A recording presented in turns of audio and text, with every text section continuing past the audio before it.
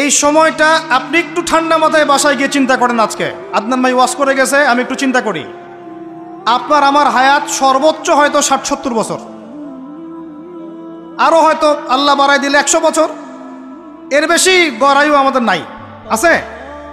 এখন আপনার বয়স কত? কারো ২০, ২৫, ৩০, ৪০, ৫০, ঠিক না ঠিক? এখন আপনি বাসায় গিয়ে চিন্তা করে দেখেন, যদি আমাদের হায়াত হয় ৬০ বছর, আল্লাহ আমাদেরকে যেন দীর্ঘ নেক হায়াত দারাজ করে না, আমিন। আমাদের ভাইদেরকে, বোনদেরকে, ওলামায়ে কেরামকে, আমাদের নেতাদেরকে, সবাইকে আল্লাহ পাক দীর্ঘ নেক হায়াত দারাজ করেন।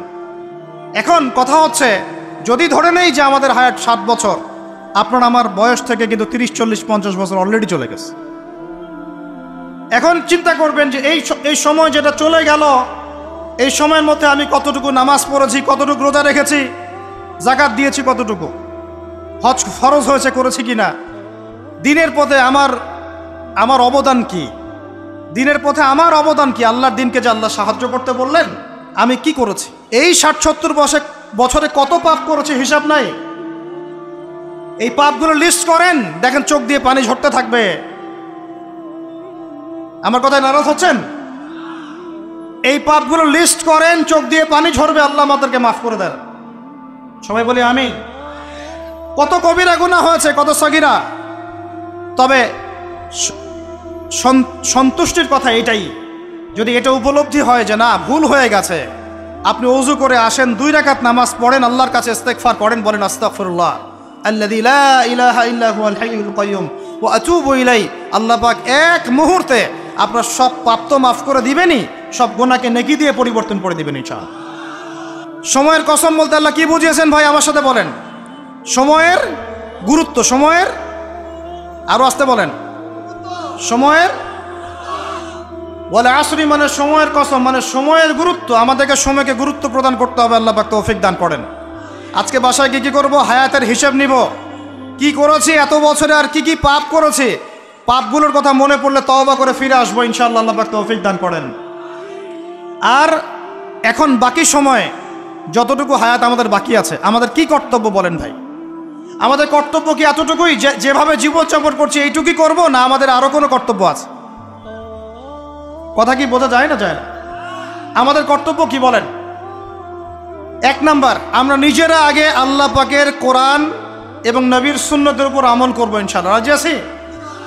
2, আমাদের পরিবারকে এর উপরে প্রতিষ্ঠা করবো ইনশাআল্লাহ, রাজি আছি? 3, আমাদের সন্তানদেরকে কোরআন সুন্নাহ অনুযায়ী বড় করবো ইনশাআল্লাহ, রাজি আছি? 4, আমাদের অর্থনীতি হবে হালাল কোরআন সুন্নাহ ভিত্তিক, রাজি আছি?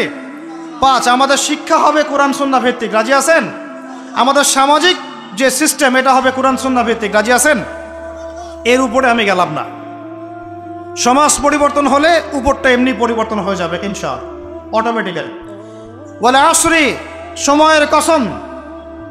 আরেকটা বিষয়, সময়ের কসম বলতে আল্লাহ পাক এটাও বুঝিয়েছেন, একটু অতীতের দিকে তাকায় দেখেন। কোন দিকে? অতীতের দিকে, পাস্টের দিকে তাকান, অতীতের দিকে তাকান।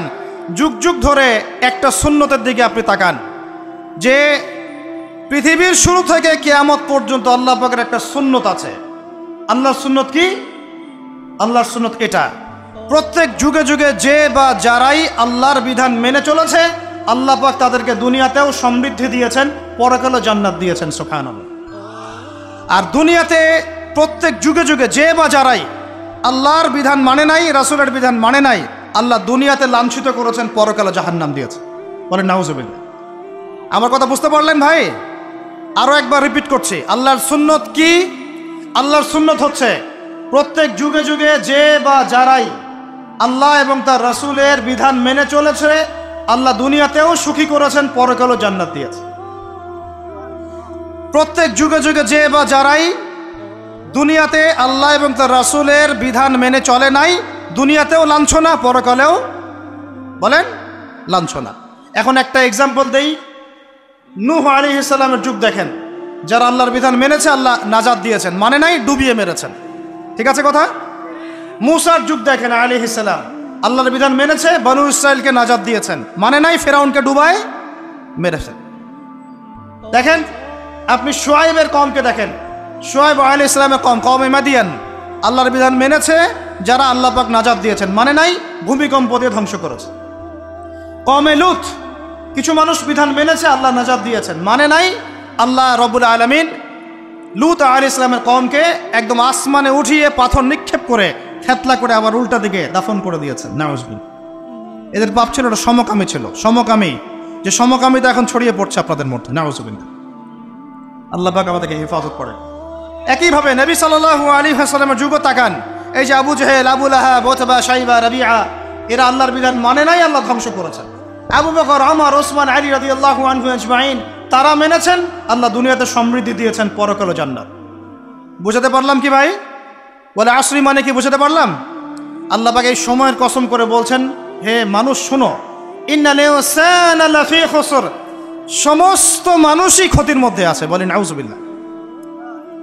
এখানে আল্লাহ পাক একদম আমভাবে সবাইকে বলছেন, সবাই ক্ষতির মধ্যে আছে। মানুষের ক্ষতি কয় প্রকার? আমার সাথে বলেন, মানুষের ক্ষতি দুই প্রকার। কয় প্রকার? মানুষের ক্ষতি কয় প্রকার?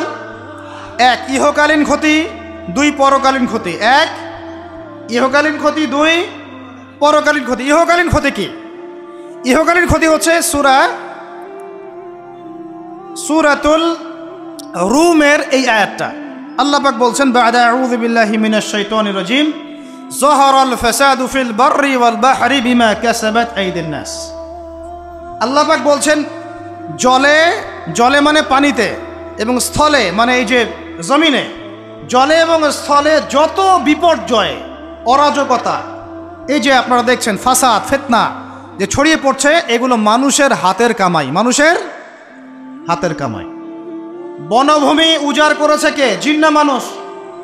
বলেন। এই পরিবেশ নষ্ট করেছে কে? জিন না মানুষ? বলেন। খাবারে ভেজাল দিয়েছে কে? জিন না মানুষ? অর্থনীতির মধ্যে সুদকে ঢুকিয়েছে, জিন না মানুষ? এই বেপরদামি, জেনা, মাদক কে ছড়িয়েছে? জিন না মানুষ? নামাজ কালাম ছেড়ে দিয়ে পাবজি, ফ্রি ফায়ার নিয়ে কে পড়ে আছে? জিন না মানুষ? বলেন। জিন না মানুষ? আল্লাহর বিধান বাদ দিয়ে শয়তানের বিধান চালু করেছে কে? জিন না মানুষ? যাহারাল ফাসাদু ফিল বাররি ওয়াল বাহরি বিমা কাসাবাত আইদিন নাস। জলে স্থলে যত বিপর্যয়, অরাজকতা, সমস্যা, এগুলো মানুষের হাতের কামাই। বলি নাউজুবিল্লাহ। আমরা যা করব তাই পাবো। আমরা যা করব তাই। মাদক খাচ্ছেন আপনি, আপনাকে ফল ভোগ করতে হবে। সুদ খাচ্ছেন আপনি, আপনাকেই ফল ভোগ করতে হবে। এই বেহায়ের মতো মেয়েরা চলছে, ওকেই দেখবেন ফল ভোগ করতে হবে। মেয়ের সাথে হারাম সম্পর্ক করছেন, আপনাকে ফল ভোগ করতে হবে। যে যে পাপ করবে তাকে তার ফল ভোগ করতেই হবে। আল্লাহ পাক আমাদেরকে হেফাজত করেন, মাফ করেন। আমি তাহলে মানুষের একটা ক্ষতি পেলাম, ইহকালীন ক্ষতি। কি ক্ষতি ভাই? আর দুই নাম্বার হচ্ছে পরকালীন ক্ষতি। পরকালীন ক্ষতি কেমন? এবার বোঝেন। এই যে আমরা নিশ্চিন্তে ঘুমাই, সারা জীবন 30, 40, 50 বছর নিশ্চিন্তে কাটাচ্ছি, কোনো ফিকির নাই, নিজের পরিবারের, সমাজের, রাষ্ট্রের, উম্মার কোনো ফিকির নাই, অথচ এই মানুষের সামনে অপেক্ষা করছে মৃত্যু। জি, আজকে থেকে 100 বছর পরে আমাদের মধ্যে কেউ থাকবে না পৃথিবীতে, এটাই সত্য। তারপরে আছে কবরের সওয়াল জবাব, তারপরে মিজান, এই ফুলসিরাত, পুনরুত্থান, জান্নাত, জাহান্নাম, এগুলো আমাদের সামনে অপেক্ষা করছে। আর সেই মানুষ নিশ্চিন্তে বসে বসে মেয়ের সাথে টাঙ্কি মারে। সেই মানুষ বাইক নিয়ে একটা মেয়েকে নিয়ে ঘুরছে। সেই মেয়ে একটা ছেলের সাথে চটপটি ফুচকা খায়। সেই লোক আল্লাহর বিধানকে সরাই দিয়ে শয়তানের বিধান চালু করা শুরু করল। সেই ব্যক্তি সুদ খাচ্ছে। সেই ব্যক্তি ট্রান্সজেন্ডার এই মতামত প্রমোট করতেছে। হ্যাঁ, সেই ব্যক্তি শিক্ষার মধ্যে ইসলাম বিদ্বেষী বিষয় ঢুকাই দিল। অথচ এই মানুষের সামনে পরকাল অপেক্ষা করছে। একদম টেনে হিস্ট্রি আল্লাহ পাক সামনে নিয়ে দাঁড় করাবেন, দাঁড় করে জিজ্ঞাসা করবেন। তাহলে আমরা কত অপদার্থ, কত বোকা, আমরা কি বুঝতে পারছি ভাই? একটু বুঝতে পারছেন কি? আল্লাহ পাক সূরা আহজাবে এটাও কিন্তু বলেছেন যে ইন্নাল ইনসানা যালুমান জাহুলা ওয়া লাকাদ আরাদনাল আমানাতা আলাস সামাওয়াতি ওয়াল আরদি ওয়াল জিবালা ফাআবাইনা আন ইয়াহমিলনাহা ওয়া আশফাকনা মিনহা ফাহামালাহাল ইনসান। সুবহানাল্লাহ। শুকরিয়া, আল্লাহ পাক মনে করায় দিয়েছেন। আরেকটা যদি না বলতে পারতাম মনের মধ্যে একটা অতৃপ্তি থেকে যাইতো। আল্লাহুম্মা লা ইলমা লানা ইল্লা মা আল্লামতানা ইন্নাকা আনতাল আলিমুল হাকিম। আলহামদুলিল্লাহ। আরেকটার অর্থ শুনেন। মানুষ যে জালেম, জাহেল, আমরা যে অপদার্থ, আল্লাহ পাক কি বলছেন শুনুন। আল্লাহ বলছেন ওয়ালাকাদ আরাদনাল আমানাতা আলাস সামাওয়াতি ওয়াল আরদি ওয়াল জিবাল। আমি ইসলামের এই আমানত, শরিয়াত, কোরআন হাদিসের এই যে আমানতটা, এটা আসমান সমূহকে দিতে চেয়েছিলাম, তোমরা কি নিবা? আমি জমিনকে দিতে চেয়েছিলাম, তোমরা নিবা? আমি পাহাড়কে দিতে চেয়েছিলাম, আমানত কি নিবা? ফাআবাইনা, তারা বলেছে না, নিতে পারো। ওয়াশফাকনা মিনহা, তারা অক্ষমতা প্রদর্শন করেছে। ফাহামালাহাল ইনসান, মানুষ সেই আমানতটা কাঁধের মধ্যে বহন করেছে। আমরা সেই আমানত কি করেছি ভাই? কাঁধে বহন করেছি। আল্লাহ পাক বলছেন ইন্নাল ইনসানা যালুমান জাহুলা, মানুষ কত জালেম, মানুষ কত জাহেল। আমাদের সামনে পরকালীন এই কঠিন জবাবদিহিতা অপেক্ষা করছে। এরপরে আমাদের জীবন যেমন পদ্ধতি দেখলে মনে হয় যে আমাদের মধ্যে আর গরু ছাগলের মধ্যে কোনো পার্থক্য নেই। ইন্নাল ইনসানা লাফি খুসর, বুঝতে পারলেন? আচ্ছা, আল্লাহ পাক এবার আমাদেরকে বলছেন আচ্ছা ঠিক আছে, 4টা গুণ অর্জন করো। কয়টা ভাই? একটু বসেন, সবর করেন, আমরা অনেক লম্বা আলোচনা করব না, আমরা বুঝতে পারছি রাত অনেক গভীর হচ্ছে, আমরা সংক্ষিপ্ত করবো ইনশাল্লাহ। আমার সাথে বলেন কয়টা গুণ অর্জন করব? আল্লাহ পাক বলছেন এই 4টা গুণ যারা অর্জন করবে তারা ওই ক্ষতি থেকে বেঁচে থাকবে ইনশাআল্লাহ। সুবহানাল্লাহ। দুনিয়াতেও তারা সফল হবে, পরকালেও সফল হবে ইনশাআল্লাহ। আল্লাহ বলছেন ইল্লাল্লাযীনা আমানু, তারা নয় যারা এক ঈমান এনেছে, তারা ক্ষতির মধ্যে নাই, যারা ঈমান এনেছে। 2 ওয়া আমিলুস সলিহাত, সৎ আমল সম্পাদন করেছে। কি আমল? সৎ আমল। তারপরে ওয়া তাওয়াসাউ বিল হক, পরস্পরকে সত্যের উপদেশ দিয়েছে। কিসের উপদেশ? সত্যের। 4 ওয়া তাওয়াসাউ বিস সবর, এবং পরস্পরকে ধৈর্যের উপদেশ দিয়েছে। কয়টা বললাম বলেন তো ভাই? আমার সাথে বলেন। 1 নাম্বার কি? 4টা গুণাবলী অর্জন করলে ক্ষতি থেকে বাঁচতে পারবো, অন্যথায় কোনো সুযোগ নাই। যত বড় ফকিহ হন, আলেম হন, মুহাদ্দিস হন, মুফাসসির হন, পলিটিক্যাল নেতা হন, কোনো লাভ নাই, কিচ্ছু হবে না পরকালে, একদম নাজাতের রাস্তা বন্ধ যদি 4টা গুণাবলী অর্জন না করতে পারি। কয়টা ভাই? 1 নাম্বার ইল্লাল্লাযীনা আমানু, যারা ইমানদার হয়েছে। 1 নাম্বার কি?